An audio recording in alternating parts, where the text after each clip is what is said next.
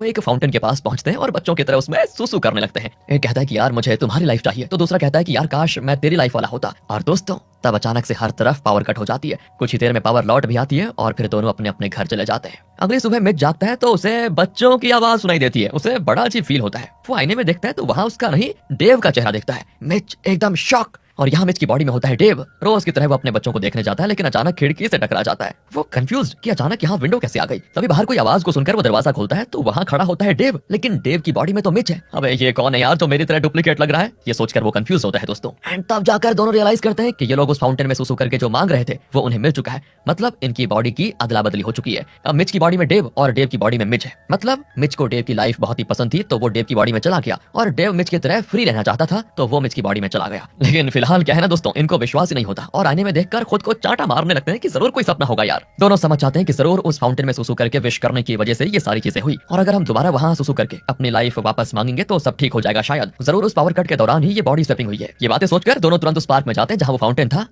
लेकिन वहां फाउंटेन होता ही नहीं, क्योंकि उसे किसी और जगह शिफ्ट कर दिया गया है दोस्तों। वो पूछताछ भी करते हैं तो किसी को कुछ पता नहीं होता कि उस फाउंटेन को कहां लेकर कोई गया है। वो कहते हैं कि आप डिस्ट्रिक्ट मैनेजर से पूछे, शायद उनको पता होगा कि वो कहां है। दोनों तुरंत उस सरकारी ऑफिस में जाते हैं, लेकिन वहां की स्टाफ बताती है वो डेटा फिलहाल सिस्टम में एंटर हुआ ही नहीं, जब होगा तभी पता चलेगा। डेव की बॉडी में दोस्तों मिच को बड़ा गुस्सा आता है कि आप इतनी इरिस्पॉन्सिबल कैसे हो सकती है। हम दोनों की लाइफ है उस फाउंटेन में, अगर उस फाउंटेन को कुछ हुआ ना तो आपको छोड़ूंगा नहीं मैं, कहकर वो उस ऑफिसर की शर्ट पकड़ लेता है। एंड वो भी गुस्से में तुरंत पुलिस को कॉल कर देती है। तो दोनों वहां से 9-11 हो जाते हैं। अब क्या करें यार, इसी सोच में दोनों खड़े रहते हैं। मिच की बॉडी में डेव कहता है मेरी एक इंपॉर्टेंट मीटिंग है और इन 15 सालों में मैंने उस लॉ फर्म में जो काम किया उसका फल मुझे इस मीटिंग की परफॉर्मेंस के आधार पर मिलने वाला है। अगर मैंने इस मीटिंग में अच्छा प्रेजेंटेशन दिया तो मैं उस लॉ फर्म में एक पार्टनर बन जाऊंगा। तुम प्लीज किसी भी तरह उस मीटिंग में जाओ और मेरी तरफ से क्लाइंट्स को संभालो। डेव की बॉडी में मिच कहता है कि चल वो तो मैं देख लूंगा यार, पर इतने साल के बाद मुझे एक मूवी में एक्टिंग करने का चांस मिला है। तुम्हें तो एक्टिंग आती नहीं, तुम कैसे कर पाओगे और कैसे मेरी नैया पार लगाओगे। तो मिच की बॉडी में डेव कहता है एक्टिंग कोई बड़ी बात थोड़ी है, मैं कर लूंगा, लेकिन तुम प्लीज मेरी मीटिंग को ठीक से अटेंड करना भाई। वैसे मुझे लग रहा है कि एक दिन में तो सब कुछ सीख पाना तुम्हारे बस की बात है नहीं, इसीलिए मैं तुम्हें सिखाता हूँ। और तो और वहाँ मेरी असिस्टेंट सबीना भी होगी, तुम्हें कोई भी डाउट हो ना उससे पूछ लेना। इस तरह डेव का काम मिच और मिच का काम डेव करने जा रहे होते हैं। डेव की बॉडी में मिच तो लाइफ में पहली बार इस तरह कोट सूट पहनकर किसी ऑफिस में जा रहा होता है तो काफी एक्साइटेड होता है, और तो और उसकी यूजुअल बचकानी हरकतें भी जारी रहती है। पेंट्री में रखे हुए स्नैक्स को जेबों में भर लेता है। वहाँ सबीना को देखकर कहता है कि तुम सबीना हो ना, डेव ने तुम्हारे बारे में काफी कुछ बताया था। और तब उसको याद आता है कि अरे यार मैं तो भूल गया कि मैं खुद डेव हूँ। फिर टॉपिक चेंज करते हुए कहता है कि वैसे तुम बड़ी खूबसूरत हो, कहकर वो उसके साथ फ्लर्ट करने लग जाता है। पर सबीना उसे मीटिंग के लिए फाइल्स देकर चली जाती है, लेकिन उसे लगता है कि ये मेरे बॉस को हो क्या गया है आज। उसके बाद वो मुंह में स्नैक्स दबाकर खाते हुए मीटिंग में जाता है। सब उसे घूर रहे होते हैं कि ये क्या टिकट्स है। वो मीटिंग में कोने में जाकर बैठ जाता है चुपचाप। बॉस कहता है कि वहाँ कहाँ बैठ रहे हो, तुम्ही को तो मीटिंग लीड करनी है, यहाँ कर बैठो, चलो वो है मेरी सीट। अच्छा, ये सोचकर वो सीट पर बैठ जाता है। एंड देखिए दोस्तों, उसे वो चेयर एडजस्ट करनी तक नहीं आती, उसे ऊपर नीचे करके वो आवाज से निकाल रहा होता है। बॉस कहता है क्या कर रहे हो, थोड़े आराम से, इतनी आवाज मत करो प्लीज। ये दोनों पार्टीज आपस में सुलह कर लेना चाहती हैं और हम इनके बीच मीडिएटर्स का काम कर रहे हैं। ये दोनों तुम्हारा ओपिनियन चाहते हैं। बस दोस्तों, बॉस ने इतना कहा नहीं कि अपना डेव यानी कि मिच बात करना शुरू कर देता है। बात क्या करता है पता है, दोनों पार्टीज के बीच सुलह करवाने के बजाय झगड़ा करवा देता है और दोनों पार्टीज गुस्से में वहां से चली भी जाती है। बॉस तो फिर उस पर बरस पड़ता है, लेकिन डेव की बॉडी में मिच ये कहकर उसे शांत कर देता है कि सर मैं जो करूंगा इस कंपनी की भलाई के लिए तो करूंगा। इतने साल मैंने इस कंपनी में जो काम किया है, कभी कोई गलती की है क्या? देर से ही सही, पर आप रियलाइज जरूर करेंगे कि ये झगड़ा भी अच्छे के लिए था। इस तरह वो अनाप शनाप बकवास करके बॉस से बच जाता है। दूसरी ओर मिच की बॉडी में डेव मिच की शूटिंग के लिए गया होता है, पर दोस्तों वहां पर जाकर पता चलता है कि ये कोई प्रॉन मूवी की शूटिंग है। गधा कहीं का, इसी को वो लाइफ चेंजिंग एक्टिंग का चांस कह रहा था, बेवकूफ। डेव तो वहां पर एक सेकंड नहीं रुकता, तुरंत भाग जाता है। और अब काम के बाद डेव की बॉडी में मिच मैगी को लेने के लिए उसके स्कूल जाता है। वहां डांस प्रैक्टिस के दौरान दो लड़कियां मैगी को बुली करती हैं। डेव की बॉडी में मिच गुस्सा करता है कि वो लड़कियां तुम्हें मार रही थी और तुम चुप रही। अंकल ने तुमसे कितनी बार कहा है कि अगर कोई तुम्हें बुली करे तो उठा के पटक देना उसको। मैगी कहती है ये आप क्या कह रहे हो पापा, आप खुद को अंकल क्यों कह रहे हो? अंकल तो मिच है ना, आप क्यों कह रहे हो ये चीजें?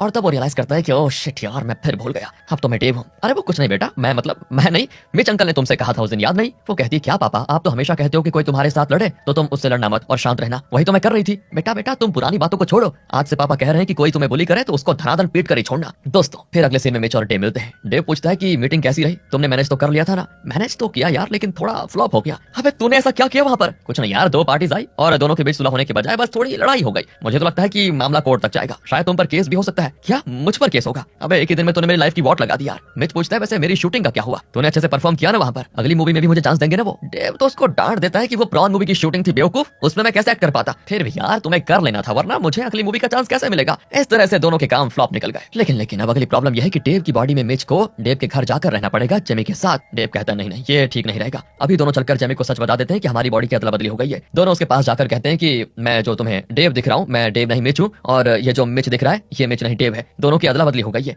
और वो तो डांट लगा देती है दोनों को कि अरे इतनी ज्यादा क्यों पी ली तुम दोनों ने, है नशे में न जाने क्या क्या बक रहे हो। ये लोग दोस्तों लाख कोशिश करें लेकिन जेमी उनकी एक भी बात पर विश्वास नहीं करती। और तब मिच की बॉडी में डेव उसे एक ऐसी पर्सनल बात बताता है जो डेव और जेमी के अलावा और कोई नहीं जानता, और कहता है कि अब तो तुम्हें मानना पड़ेगा ना कि मैं डेव ही हूँ। पर जेमी उसके कस के थप्पड़ मार देती है दोस्तों, और साथ ही डेव की बॉडी में मिच के भी गाल लाल कर देती है कि छे डेव, तुम हस्बैंड वाइफ के बीच हुई इतनी पर्सनल बातों को आपस में शेयर करते हो क्या? एक नंबर के इंडिसेंट आदमी हो तुम दोनों। इस तरह उन्हें मारकर वो चली जाती है। वो अब भी इनकी बात का यकीन नहीं करती दोस्तों। अब ये दोनों करे तो करे क्या करे, जब तक वो फाउंटेन नहीं मिल जाता इनको अपनी लाइफ तो जीनी ही पड़ेगी। तो दोनों एक दूसरे की लाइफ जीने का फैसला करते हैं। मिच की बॉडी में डेव कहता है कि तुम मेरे घर रहो और मेरे बच्चों का और जेमी का ख्याल रखना, पर हाँ जेमी के साथ कोई ऊंच नीच नहीं समझे, जान से मार दूंगा नहीं तो। डेव की बॉडी में मिच कहता है कि यार स्कूल और कॉलेज के दिनों में जेमी को तुम्हारे अलावा और कोई दिखता तक नहीं था, मैं तो उसकी तरफ देखूंगा भी नहीं, सच कह रहा हूँ, फिक्र मत कर, मैं बस तुम्हारे बच्चों को और तुम्हारे काम को संभालूंगा। लेकिन तुम्हें भी मेरी लाइफ जीनी थी तो अब मजे करो क्योंकि तुम सिंगल हो। लेकिन इससे पहले वो फाउंटेन हमें मिले और मैं वापस अपनी बॉडी में जाऊं, प्लीज यार एक अच्छी सी लड़की ढूंढ लेना और उसे शादी करने के लिए राजी करा देना। जब मैं वापस अपनी बॉडी में आऊंगा तो मैं आराम से उस लड़की से शादी करके तुम्हारी तरह सेटल हो जाऊंगा। फिर मिच की बॉडी में डेव मिच के घर जाता है तो वो किसी कचड़े के डब्बे से कम नहीं लगता दोस्तों। हर तरफ कचड़ा और फ्रिज के अंदर से बदबू निकलती है। हे भगवान, मिच यहाँ रहता कैसे था? अगर मैं सिंगल होता तो शायद मैं भी ऐसा रहता क्या? नहीं। दूसरी ओर डेव की बॉडी में मिच दबा के खा रहा होता है क्योंकि जेमी ने काफी सारे अच्छे अच्छे डिशेस बनाकर रखे होते हैं। वो कहता है कि यहाँ खाऊंगा तो तुम्हारी नजर लग जाएगी मुझे, मैं कमरे में जाकर खाऊंगा। ये कहकर वो प्लेट के साथ कमरे में चला जाता है। जेमी कंफ्यूज हो जाती है कि ये कुछ दिनों से इतना वियर्ड बिहेव क्यों कर रहा है। दोस्तों रात को जब भी बच्चे रोते हैं तो डेव तो झट से उठकर उन्हें सुलाने के लिए जाता था, लेकिन डेव की बॉडी में मिच कहता है कि 3 बजे इनका कोई अलार्म बजता है क्या? मुझे नींद आ रही है, तुम संभालो उनको। जेमी को गुस्सा आ जाता है कि मैं घर का काम भी करती हूँ, अपनी नौकरी भी, कम से कम सुबह बच्चों को देखने का काम तो तुम्हारा ही है, रोज तो तुम ही करते हो, आज क्या हो गया तुम्हें? ये कहकर वो उसे किक मारती है तो डेव की बॉडी में मिच को उठकर जाना पड़ जाता है दोस्तों। वहाँ वो दोनों नटकर जोर जोर से चिल्ला रहे होते हैं। एक तो अपना माथा पटक रहा होता है तो दूसरा उल्टा पटक कर रो रहा होता है। वो तुरंत डेव को कॉल करता है कि अब इनको कैसे मैनेज करूं मैं। डेव कहता है कि पहले तुम रिलैक्स हो जाओ, लंबी सांस लो, फिर दोनों को उठाकर किचन में लेकर जाओ। ये सुनकर डेव की बॉडी में मिच बड़े अजीब तरीके से दोनों को उठाकर किचन में लेकर जाता है। एक को एक तरफ तो दूसरे को दूसरी तरफ रखकर पूछता है अबे आगे क्या करना है? डेव कहता है फ्रिज खोलकर दूध निकालो, उसे गर्म करके फीडिंग बॉटल्स में डालो, दोनों को पिला दो। लेकिन इसी बीच एक चुटकू मिक्सी ऑन कर देता है तो दूसरा चाकू से खेलने लगता है और मिच की ओर फेंक देता है उसको। इसे संभालो तो वो प्लग पॉइंट में कुछ गुस्सा डालता है, उसको संभालो तो ये कुछ और कर देता है। दोनों चुटकू मिलकर इसकी ऐसी की तैसी कर रहे होते हैं। मिच भी सोच लेता है कि नहीं भाई नहीं, ऐसा नहीं चलेगा। तो वो दोनों को सिंक में बैठाकर उन पर दूध से अभिषेक करने लग जाता है कि लो लो लो पी लो यार, जितना दूध पीना है पी लो। तब जाकर दोनों नटखट हंसते भी हैं। अगले दिन डेव की बॉडी में मिच फिर डिस्ट्रिक्ट मैनेजर के ऑफिस में जाता है उस फाउंटेन के बारे में पूछने के लिए। पर वहां पर एक ऑफिसर कहता है कि अभी तक तो कुछ पता नहीं चला, डेटा मिलने में 3 दिन या 3-4 हफ्ते भी लग सकते हैं, आप बाद में आइए। हे भगवान, 3 हफ्ते तक मैं कैसे मैनेज कर पाऊंगा? सर अगर उस फाउंटेन का पता चले तो प्लीज इनमें से किसी भी नंबर को कॉन्टैक्ट जरूर करके बताइएगा। ये कहकर वो अपना और डेव का नंबर नाम सब कुछ वहां पर देकर चला जाता है। यहाँ मिच की बॉडी में डेव अपने घर पर आता है और मिच की तरह अपनी वाइफ से पूछता है कि तुम इतनी परेशान क्यों लग रही हो, सब ठीक तो है ना? तो वो तो रोते हुए कहती है तुम प्लीज एक बात का सच बताओ, क्या डेव का कोई अफेयर चल रहा है क्या? कुछ दिनों से वो ना तो बच्चों को ठीक से देख रहा है और ना ही मेरी केयर कर रहा है, मेरे पास तक आता भी नहीं और ना ही मेरे साथ वक्त बिताता है। पहले तो ऑफिस के काम के बाद भी थका घर में रहता था, लेकिन बच्चों की और मेरी बहुत ही अच्छे से केयर करता था। मुझे बहुत ही खुशी होती थी कि मेरा पति इतना रिस्पॉन्सिबल है, लेकिन अब वो बिल्कुल बदल चुका है। पता नहीं क्या हो गया, मुझसे दूर दूर रहने लग गया है और तो और खाना भी मेरे साथ बैठकर नहीं खाता, प्लेट लेकर कमरे में चला जाता है। लगता है वो मेरा मुंह तक नहीं देखना चाहता। तुम उसके दोस्त को कुछ बताओ ना। पर बेचारी नहीं जानती कि वो ये सारी चीजें मिच से नहीं डेव से ही कह रही है, क्योंकि मिच की बॉडी में डेव ही तो है। और मिच की बॉडी में डेव को बहुत गिल्टी फील होता है कि उसकी सदला बदली की वजह से जेमी पर कितना बुरा असर पड़ रहा है बताओ। तो वो उसको दिलासा देता है कि नहीं नहीं ऐसा कुछ नहीं है, डेव तुमसे बहुत प्यार करता है और वो इतना भी खूबसूरत नहीं है कि उसके साथ कोई औरत अफेयर कर ले। तुम बेफिक्र रहो, वो बस अपने करियर में ऊंची पोजीशन पर पहुंचना चाहता है और इसीलिए काम में थोड़ा बिजी है, जल्दी सब कुछ ठीक हो जाएगा। फिर वो डेव की बॉडी में मिच से मिलता है और कहता है कि हमें भाई जल्दी से जल्दी उस फाउंटेन को ढूंढना होगा यार, वरना वापस बॉडी स्वैप होने से पहले कहीं मेरा डिवोर्स ना हो जाए। अब वो डेव की बॉडी में मिच को अपनी लाइफ को जीने के लिए कुछ तरीके बताता है जिससे कि अगले कुछ दिनों वो स्मूथली काम कर सके और जेमी की परेशानी भी दूर हो जाए। ऑफिस के लिए किस तरह का शर्ट पहनना है, ऑफिस के बाद सुपरमार्केट जाना है, जेमी को कॉल करके पूछना है कि तुम्हें क्या चाहिए, फिर घर आकर बच्चों की देखरेख करना है, ऑफिस में किन कामों को प्रायोरिटी देनी है। ये सारी बातें मिच की बॉडी में डेव की बॉडी में मिच को समझा रहा होता है। वाह क्या कंफ्यूजिंग लाइन है ना, ध्यान से सुना आपने? यानी कि यार डेव मिच को समझा रहा है सिंपल। तब सबीना अंदर आती है और कहती है सर 2 दिन के बाद एक और मीडिएशन मीटिंग है, उसके लिए आप अच्छे से तैयारी कर लीजिए। अब मिच की बॉडी में डेव शॉक हो जाता है दोस्तों कि सिर्फ 2 दिन बचे हुए हैं क्या? देखो सबीना, उस मीडिएशन के सारी डिटेल्ड फाइल्स 2 घंटे में मेरे टेबल पर पहुंच जानी चाहिए। अब सबीना कंफ्यूज होती है कि ये कौन है और मेरा बॉस डेव तो चुपचाप बैठा हुआ है और ये अजनबी कंपनी के फाइल्स क्यों मांग रहा है? वो पूछती है क्या हम पहले कभी मिले हैं या फिर आप न्यू ज्वाइन ही है? तब जाकर डेव अपनी गलती रियलाइज करता है कि अबे यार मैं तो मिच की बॉडी में हूं ना। वो कहता है नहीं आप गलत समझी, मैं डेव का फ्रेंड हूं, उसने आपके बारे में मुझे बहुत कुछ बताया है। अब डेव को तो डर है कि पहले से जेमी उस पर शक कर रही है और अगर डेव की बॉडी में मिच ने इस लड़की के साथ फ्लर्ट करना शुरू कर दिया तो उसका डिवोर्स पक्का। इसीलिए वो सबीना से कहता है कि वैसे आप तो जानती है डेव की शादी हो चुकी है और एक प्यारा परिवार भी है। और तभी मिच सोच लेता है कि अच्छा तो तुम मेरे पैर पे कुल्हाड़ी मारना चाहते हो, अब देखो मैं तुम्हारा क्या करता हूँ। पता है दोस्तों वैसा क्यों सोचता है? क्योंकि अंदर से तो डेविड बोल रहा है लेकिन बाहर बॉडी तो मिच की है और मिच को लड़की नहीं मिल रही है। तो मिच सोच लेता है कि अच्छा तो तुम मेरे पैर पे कुल्हाड़ी मारना चाहते हो, अब देखो मैं क्या करता हूँ। वो कहता है मेरी तो शादी हो चुकी है लेकिन ये मेरा फ्रेंड मिच है जो एकदम कट्टर सिंगल है, तुम दोनों डेट क्यों नहीं कर लेते एक दूसरे को? अगर एक दूसरे को पसंद आ जाओ तो शादी कर लेना। अब सबीना दुविधा में पड़ जाती है, हालांकि उसे डेटिंग में इंटरेस्ट नहीं है लेकिन फिर भी उसका बॉस यानी डेव कह रहा है तो वो मान लेती है। लेकिन ये डेव नहीं कह रहा, ये तो मिच ही कह रहा था, क्योंकि डेव की बॉडी में कौन है? मिच, ठीक है ना दोस्तों। उसके जाने के बाद बाद मिच की बॉडी में डेव कहता है कि यार तूने मुझे फिर फंसा दिया, मेरी तो शादी हो चुकी है। तो डेव की बॉडी में मिच कहता है कि मैंने अच्छे के लिए किया था यार, तुम सबीना को डेट करो और अगर आपस में प्यार हो जाए तो जब वो फाउंटेन मिलेगा हम वापस स्वैप हो जाएंगे। तो सबीना से मेरी तो शादी होगी, तुम्हारी थोड़ी होगी। और अगर तुम चाहते हो कि मैं तुम्हारी लाइफ को परफेक्टली जीऊं, तुम्हारे बच्चों की अच्छे से देखभाल करूं, तो यार मेरे लिए इतना तो कर ही सकते हो। तुम उसे डेट करो, उसे इंप्रेस करो और शादी के लिए राजी भी करो। तुम वैसे खुद भी तो सिंगल आदमी की लाइफ जीना चाहते थे, अब मौका मिला है तो जियो ना। अब मिच के पापा डेव को कॉल करते हैं अपने बेटे के बारे में डेव से डिस्कस करने के लिए, पर वो बेचारे नहीं जानते कि डेव के अंदर तो उनका बेटा खुद मिच बैठा हुआ है। अब डेव की बॉडी में मिच पापा से मिलने के लिए जाता है। उसके पापा डेव को अपनी शादी के लिए इनवाइट करते हैं और पूछते हैं कि बेटा तुम अपने दोस्त मतलब मेरे बेटे मिच को समझाते क्यों नहीं, तुम दोनों एक साथ ही बड़े हुए, लेकिन तुम देखो कितने सक्सेसफुल हो, उसको देखो ना ढंग की कोई नौकरी ना लाइफ में सेटल होने की कोई चाह है। मुझे डर है बेटा कि इसी तरह चलता रहा तो मेरा बेटा कहीं लाइफ में लूजर ना बन जाए। अब डेव की बॉडी में मिच समझ जाता है कि उसने पापा को इतने साल कितना गलत समझा। उसके पापा उसकी कितनी फिक्र करते हैं, बताओ उन्हें मिच के बारे में कितनी फिक्र है और वो उससे कितना प्यार करते हैं, बस उसे एक्सप्रेस नहीं कर पाए थे। अब वो आगे कहते हैं कि डेव बेटा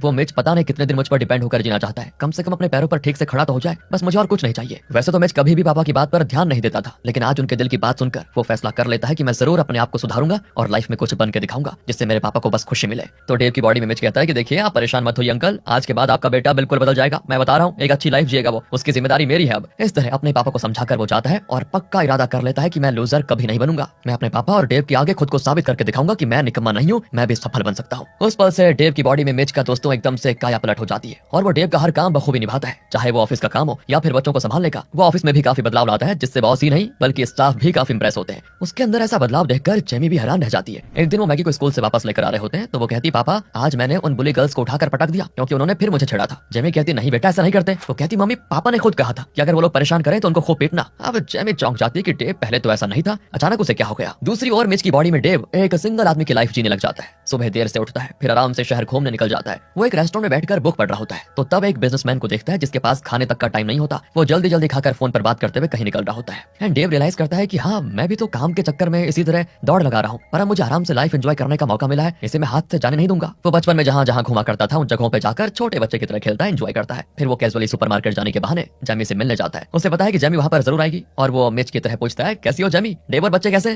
वो कहती है हाँ सब तो ठीक है। अब वो पहले की तरह बच्चों की अच्छे से देखभाल भी करता है लेकिन मेरे पास नहीं आता। ये सुनकर मिच की बॉडी में डेव फैसला कर लेता है कि इससे पहले कि पानी सर से ऊपर चला जाए उस फाउंटेन का पता लगाना ही होगा, वरना जेमी मुझसे तलाक मांग लेगी मुझे लग रहा है। समझ गए ना दोस्तों क्यों कह रहा है वो ये। अगले सीन में सबीना और मिच की बॉडी में डेव एक रेस्टोरेंट में मिलते हैं। अब मिच की बॉडी में डेव तो काफी केयरफुल है कि मेरी शादी हो चुकी है, इस लड़की को मैं हरगिज डेट नहीं करूंगा, लेकिन अपने दोस्त मिच की खातिर उसे इस तरह डेटिंग करनी पड़ रही है। सबीना भी यही कहती है मुझे तुम्हें डेट करने में कोई इंटरेस्ट नहीं है, लेकिन मैं सिर्फ अपने बॉस डेव के कहने पर ही तुमसे मिलने आई हूँ। फिर वो डेव की काफी तारीफ करती है कि वो एक बहुत ही रिस्पॉन्सिबल इंसान है, ऑफिस का काम हो या परिवार या बच्चों को संभालने का काम बहुत ही परफेक्ट करते हैं और मुझे उन पर क्रश भी है वैसे, लेकिन क्या करूं उनका एक प्यारा सा परिवार है जो मेरी वजह से टूटना नहीं चाहिए, इसीलिए थोड़ी दूरी बनाए रखती हूँ उनसे। पर वो एकदम जेंटलमैन है, पता है तुम्हें। ये सुनकर मिच की बॉडी में डेव को अंदर ही अंदर बड़ी खुशी होती है कि यार ये लड़की मुझसे इतना इंप्रेस हो गई बताओ, लेकिन साथ ही उसको डर भी लगता है कि अगर गलती से भी जेमी को पता चल गया कि ये लड़की मुझे पसंद करती है तो वो तुरंत डिवोर्स कर देगी। और तो और मेरी बॉडी में बैठा वो मिच प्ले बॉय भी तो है, अगर उसने कभी इसके साथ हद पार कर दी तो मेरा डिवोर्स तो पक्का, क्योंकि फिलहाल तो मेरी बॉडी उसके पास है ना। अब क्या है दोस्तों, शुरू में तो सबीना मिच में इंटरेस्टेड नहीं लगती, लेकिन उसका इनोसेंस, फैमिली वैल्यूज के बारे में उसकी सोच, ये सब उसे काफी पसंद आ जाती है। इतना ही नहीं, क्योंकि मिच की बॉडी में डेव है और उसका अपना एक परिवार है, वो कभी सबीना के साथ हद पार करने की कोशिश नहीं करता। ये बात भी सबीना को काफी भा जाती है कि ये भी तो एक जेंटलमैन है। वो कह देती है तो मुझे बहुत ही जेन्युइन इंसान लगे, इसलिए मुझे लगता है कि हम दोनों को डेट कर लेना चाहिए। इस तरह वो अपनी पसंद उसे बता देती है। अब मिच की बॉडी में डेव तो कंफ्यूजन में होता है कि हे भगवान ये तो मान गई, लेकिन इससे पहले कि ये मुझे किस कर दे मुझे भागना पड़ेगा। ये सोचकर वो सबीना को अलविदा कहकर कट लेता है वहां से। अगले सीन में डेव की बॉडी में मिच जल्दी जल्दी ऑफिस के लिए निकल रहा होता है तो जेमी कहती है मुझे तुमसे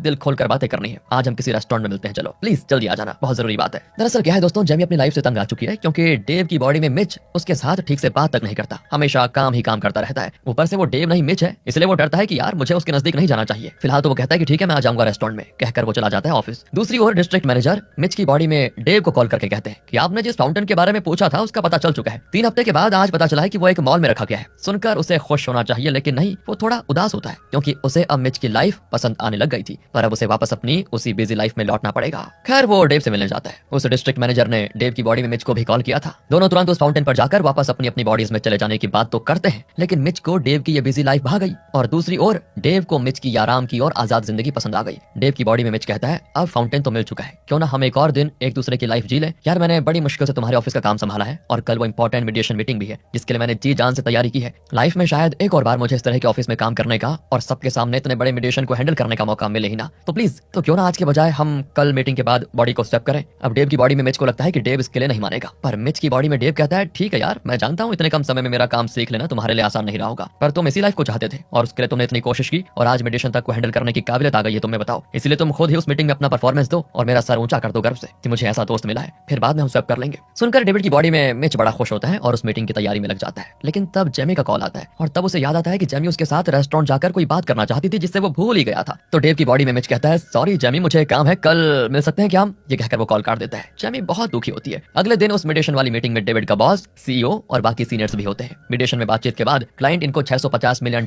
ऑफर करते हैं इस डील को सील करने के लिए। डेव का बॉस तो इस ऑफर को एक्सेप्ट करने वाला होता है, लेकिन डेव की बॉडी में मिच कहता है, नहीं, हम इस डील के लिए नहीं मानेंगे, बल्कि 100 मिलियन ज्यादा मांगेंगे। इस पर बॉस तो चिल्ला देता है कि 100 मिलियन ज्यादा पाने के चक्कर में कहीं ये डील निकल ना जाए। तब वो सीईओ को कुछ पॉइंट्स बताता है जिसके आधार पर सीईओ कहता है कि ठीक है, जैसा डेव कहता है हम 100 मिलियन और मांगेंगे। वो क्लाइंट से कहते हैं कि हमें 750 मिलियन में ये डील मंजूर होगी, वरना हमें ये डील साइन नहीं करनी, कहकर वो निकल जाते हैं। लेकिन तब वो क्लाइंट कहती है, ठीक है, मेरे बॉस 750 मिलियन के लिए मान गए हैं। और दोस्तों, इस तरह डेव की बॉडी में मिच की आइडिया और सोच की बदौलत इनकी कंपनी को 100 मिलियन का मुनाफा हुआ। सब मिच को ऊपर उठा लेते हैं और सब उसके टैलेंट से बहुत इंप्रेस हो जाते हैं। डेव की बॉडी में मिच भी बड़ा खुश होता है कि आखिर उसने साबित कर ही दिखाया कि उसके अंदर कितनी काबिलियत है। दूसरी ओर मिच की बॉडी में डेव और सबीना एक बेसबॉल मैच देखने जाते हैं और खूब एंजॉय करते हैं। मैच के बाद दोनों लौट ही रहे होते हैं कि बारिश शुरू हो जाती है। दोनों भीगे हुए मिच के घर आते हैं तो सबीना मिच की बॉडी में डेव के साथ थोड़ा रोमांटिक होने लग जाती है, लेकिन डेव उसको रोक देता है और किसी काम का बहाना करके अपनी वाइफ जेमी को देखने के लिए कार में आ रहा होता है। वो किसी भी हाल में जेमी को धोखा नहीं दे सकता था। यहाँ कंपनी को इतना बड़ा मुनाफा दिलाने के लिए डेव की बॉडी में मिच के लिए एक एप्रिसिएशन पार्टी रखी गई थी और उसमें उसे कंपनी का पार्टनर भी बना दिया जाता है। बताओ यार, सभी के परिवार भी आए होते हैं और तब एक वीडियो प्ले की जाती है जिसमें यह दिखाया जाता है कि इन 15 सालों में डेव ने एक छोटे लेवल पर शुरू करके इतनी मेहनत, इतना स्ट्रगल किया और आज इस कंपनी का पार्टनर बन गया। उसको देखकर डेव की बॉडी में मिच को काफी गिल्टी फील होता है कि डेव ने कितनी मेहनत की होगी इस पोजीशन पर पहुंचने के लिए, लेकिन आज उसके लिए जो प्रशंसा हो रही है वो उसे नहीं, मुझे मिल रही है। इसका 1% मैं डिजर्व नहीं करता। ये प्रशंसा पूरी की पूरी सिर्फ और सिर्फ मेरे दोस्त डेव को बिलोंग करती है। दूसरी ओर वीडियो देखकर जेमी भी रो पड़ती है कि उसने अपने पति को कितना गलत समझा था। इसी दिन के लिए वो मेहनत करता रहा और साथ ही परिवार का भी ख्याल रखता रहा। यहाँ डेव की बॉडी में मिच फैसला कर लेता है कि नहीं यार, मुझे यहाँ पर रहना ही नहीं चाहिए क्योंकि मैं इस एप्रिसिएशन का हकदार हूँ ही नहीं। वो निकलने वाला होता है, किसी बीच मिच की बॉडी में डेव वहां पर आकर जेमी को किस कर देता है। सब चौंक जाते हैं कि ये कौन है जो डेव की वाइफ को किस कर रहा है, और डेव एकदम चुपचाप खड़ा भी है, कुछ कह नहीं रहा। लेकिन जेमी को अंदर से लगता है कि ये मेरा पति डेव है। और तब डेव की बॉडी में मिच कहता है, यही तो हम शुरू से तुम्हें समझाने की कोशिश कर रहे थे पर तुम मान नहीं रही थी, कम से कम अब तो तुम्हें विश्वास हो ही गया है। तब मिच की बॉडी में डेव कहता है कि यार, अब वक्त आ चुका है वापस अपनी अपनी बॉडीज में लौटने का। क्या है ना, अपनी अपनी ओरिजिनल लाइफ का मजा कुछ और ही होता है, फिर चाहे वो अच्छी ना भी हो, उसे अच्छा बनाना हमारा ही तो फर्ज है। चल यार, दोनों उस मॉल में जाकर जल्दी से फाउंटेन में सुसु कर देते हैं। इस तरह से शपथ लेकर दोनों गाड़ी लेकर निकल जाते हैं मॉल की ओर। आखिर वो मॉल में आ जाते हैं और वहाँ वो फाउंटेन भी होता है, लेकिन यहाँ इतने सारे लोग हैं और कई लोग फाउंटेन को देख भी रहे हैं। ऐसे में सुसु कैसे करेंगे? सुन यार, हम किसी को नहीं देखेंगे, बस आसपास देखने के बहाने चुपचाप जिप खोलकर सुसु कर देते हैं, जैसे कि हम कुछ कर ही नहीं रहे, इस तरह दिखाएंगे। ये प्लान बनाकर दोनों से एग्जीक्यूट भी करते हैं, लेकिन सिक्योरिटी गार्ड्स देख लेते हैं और इन्हें पकड़ने आते हैं। ये दोनों सुसु करके चिल्लाते हैं कि हमें हमारी लाइफ वापस चाहिए। जैसे ही ये लोग विश करते हैं, उस एरिया का पावर कट हो जाता है और दोनों वहां से भाग खड़े होते हैं। अगली सुबह डेविड उठकर आईना देखता है, तब जाकर उसको चैन आता है क्योंकि वो वापस अपनी बॉडी में है। वो जेमी को सब कुछ बता देता है और कहता है, कल मैंने ही तुम्हें किस किया था ना कि मिच ने। मेरे लिए तो बस तुम और हमारे बच्चे सबसे ज्यादा इंपॉर्टेंट है। मैं तुम्हारा दर्द समझता हूँ और वादा करता हूँ कि ऑफिस का काम थोड़ा कम करूंगा और तुम्हारे और बच्चों के साथ